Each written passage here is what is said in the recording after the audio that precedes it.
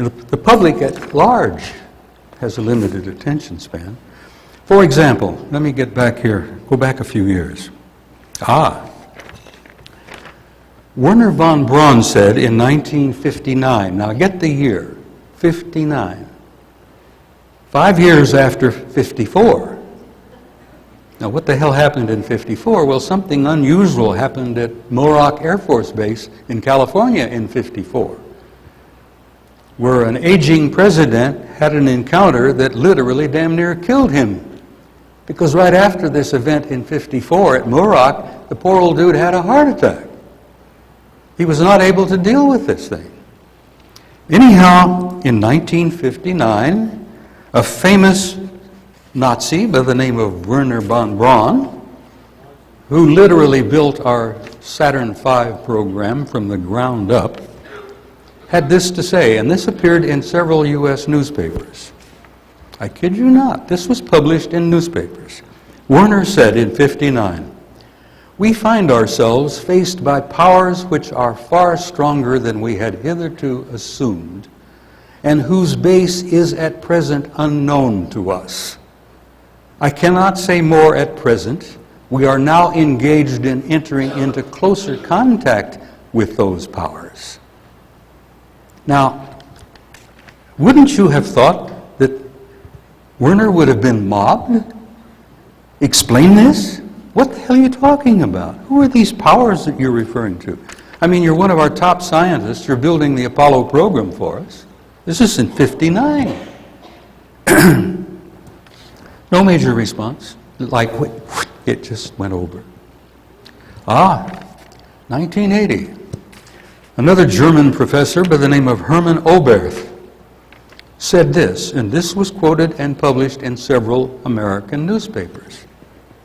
"We cannot take the credit for our record advancement in certain scientific fields alone. We have been helped by the peoples of other worlds." Now, did this cause a ripple? Did people say, "What the hell are you talking about, Professor? People of other worlds? What?" Yeah. It cries out for answers, and there weren't any, and nobody made a deal out of it.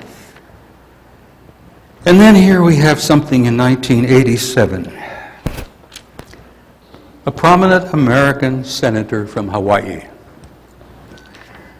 Daniel K. Inouye, United States Senator from Hawaii.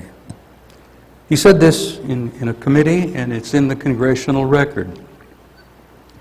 "There exists a shadowy government with its own Air Force, its own Navy, and its own fundraising mechanism, and the ability to pursue its own ideas of the national interest, free from all checks and balances and free from the law itself."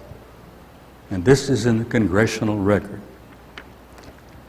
And did that cause a response? Did people mob the senator and say, "Senator, what the hell are you talking about? This is dynamite"? Attention deficit disorder. Allen Hynek said before he died, a series of events occurred in New York along the Hudson River some years ago, called the Hudson River events, where gigantic triangular and boomerang-shaped objects a mile and a half along across hovered over the Hudson River, moved slowly up and down the Taconic Freeway there, hundreds of people going up and down, guys pulling off the road, looking up and seeing this damn thing. It was gigantic. It hovered over the Indian Point nuclear reactor for an hour.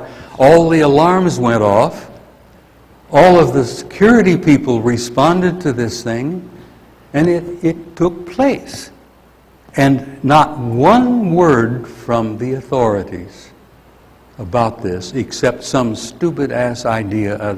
A bunch of guys were flying little planes around at night in formation. The FAA, to its eternal shame, said things like that. Oh, these guys were flying around in their little airplanes, in formation at night.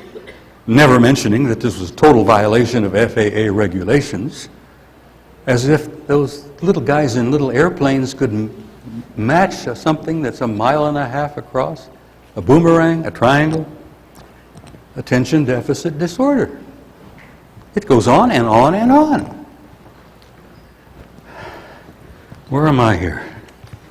As I say, I tend to wander, forgive me. Okay, I've given you your little parable. I talked about David Froning. I talked about Ben Rich. I quoted Inoue, von Braun, Oberth, the shadow government. Oh, I want to touch upon one little other thing here. There's an amusing situation that has taken place. I find it amusing and I find it tragic. There's a young Brit by the name of Gary McKinnon. Many of you, I'm familiar with this story. Gary, it seems, is a computer nerd. He's a real genius. He's a hacker. Well, Gary happened to be able to hack into the Defense Department computers here about a year ago, a little over a year now. He hacked into NASA's computers a little over a year ago. And he come up with some stuff that was dynamite.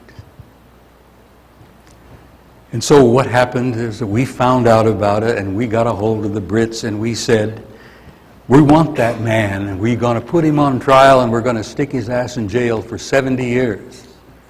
And so help me God, the British agreed to extradite young Gary McKinnon to the United States for trial and sentencing. Now I stand curious to see what kind of a trial they plan to put on for McKinnon. It's got to be a public trial.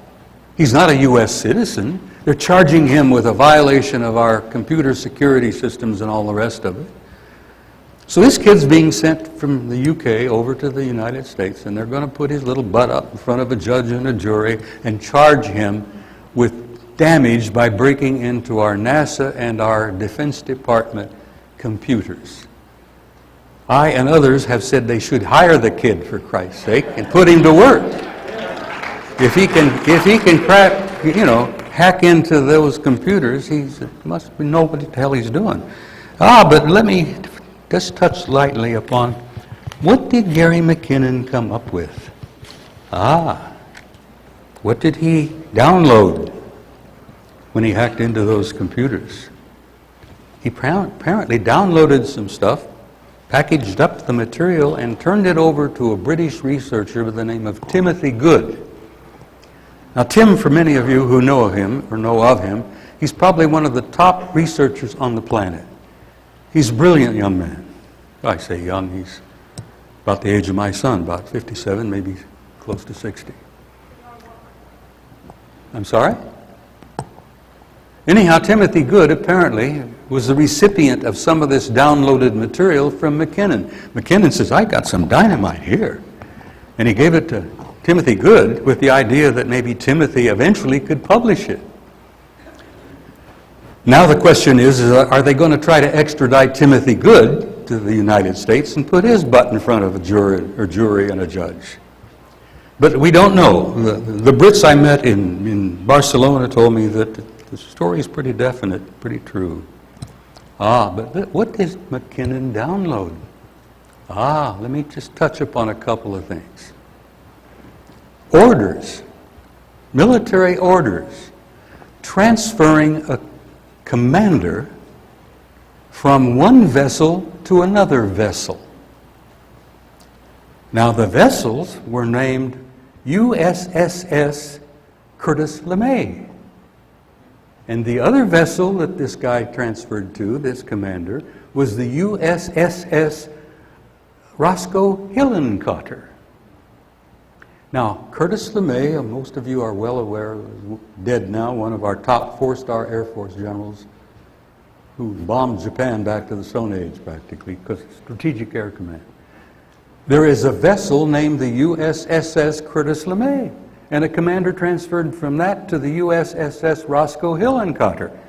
Now, Roscoe Hillenkotter is dead now, but he was a 4-star Navy admiral who was the first director of Central Intelligence.